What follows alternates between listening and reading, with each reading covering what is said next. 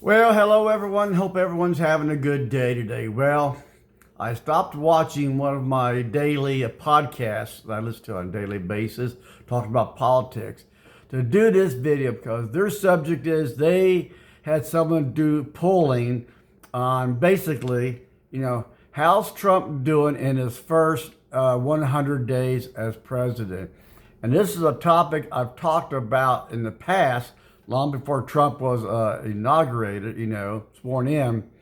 And the topic is pretty much the average American, is smart in what they do. If you're a farmer, you're a good farmer. If you drive a truck, you're a good, you're a good truck driver. Whatever your job is, generally speaking, you're good at what you do. To make a general statement, okay. But there's a lot of things, though, that these people who are smart in one thing are complete dumbasses in another. And these polls that they were talking about and other ones they've had in the past really show that, yes, the American public as a whole are a bunch of dumbasses. And you might say, well, what? Why would you say they're dumbasses? Because, they want change. They elected Trump to make change, change. To fix problems that are not new. They've been there for a long time, but they want the problems not to affect them. Trump or anyone else who had been president, you need to fix these problems. You need to do this. You need to do that, as long as it doesn't inconvenience me. And there's the problem, folks. What inconveniences one person doesn't another. You have to look at the entire picture. What is the problem? What is the solution to fix the problem? And then set a plan out to proceed to fix the issues that are causing the problem. Along the way, folks, though, someone is going to be inconvenienced. Someone's going to be disadvantaged. It's going to affect someone more than others. A lot of these remedies do not happen overnight. We have a culture in this country, and probably other places too, but particularly in this country, everything, we want it now. We want it instantly, and we want it done right, Sitting and letting things, take their time, letting things work out is not in our nature. That's why, if Trump can't fix everything in the first 35 seconds of his presidency, he's failed. Because that's how quick the American public as a whole, wants it. Why do politicians keep getting reelected all the time? For the main reason is they're bullshitters. They tell you what you want to hear. You feel good that your politician has told you what you want to hear, even though it's probably not what you need to hear, but they're telling you what you want to hear. You feel good about it. So your politician is the best thing that ever walked the face of the earth, even though that politician knows that's not the best solution to the problem. But if the voters want to hear that, that's what I'm going to tell them.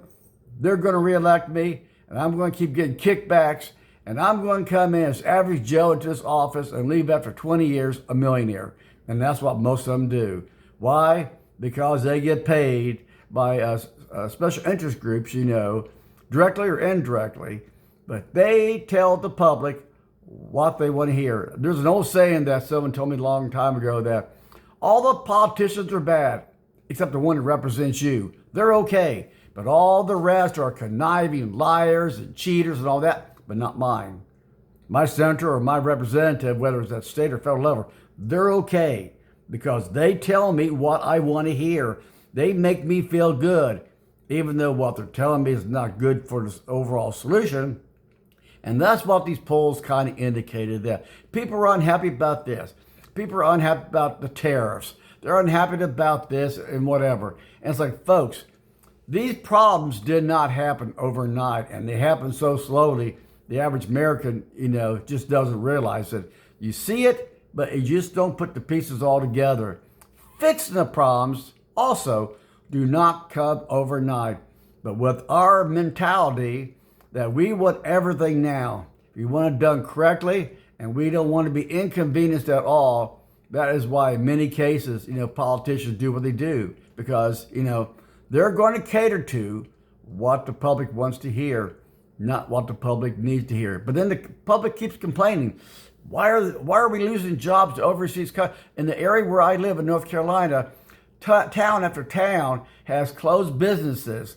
This used to be a big area for furniture in the Winston-Salem, Greensboro area, But towns like Lexington, North Carolina, or Thomasville, they were big on furniture. But you drive around them now, you see a lot of closed plants that have been closed for a long time. Why? Because a lot of that went to China. Why? Because politicians voted on it, for all these special trade agreements that took just jobs. How many millions of people, American workers, have lost their jobs? I remember one was a air conditioning company. I want to say Carrier, but I may be wrong, but it was in Indianapolis. Shut down its entire production plant and moved to Mexico because they could pay people in Mexico a lot cheaper. What about those Americans that lost their job? Those that have worked for there for a long time. Politicians don't give a shit about them. They say they do, but then they turn around and vote for trade agreements that encourage companies to go overseas to make better profits. For who? Their shareholders. Nothing wrong with that. The big wigs, kind of something wrong with that. But they don't give a shit about the American that has worked someplace for 10, 20 years or more, and now they're out of work and too old to really start a new profession again. So that's what I'm talking about. The American public is its own worst enemy. Instead of saying we want these problems fixed, if it takes weeks or months to do it right. If that means we have to sacrifice something, we have to pay more for this or that, fine, we do it. As long as, in the end, the goals are obtained, we get better trade deals, we bring manufacturing. But I can't believe politicians are up there saying reshoring will never happen. Why would it? What are some Americans supposed to do? Ones that don't have high job skills, that would be great doing a lot of these jobs. But I keep hearing on the news, this reshoring of all these jobs will never happen. Why? What's wrong with that? What is wrong with bringing jobs back, putting Americans to work so they can make a living and afford to buy things, rather than all they get the jobs is like fast food restaurants or Walmart or something like that.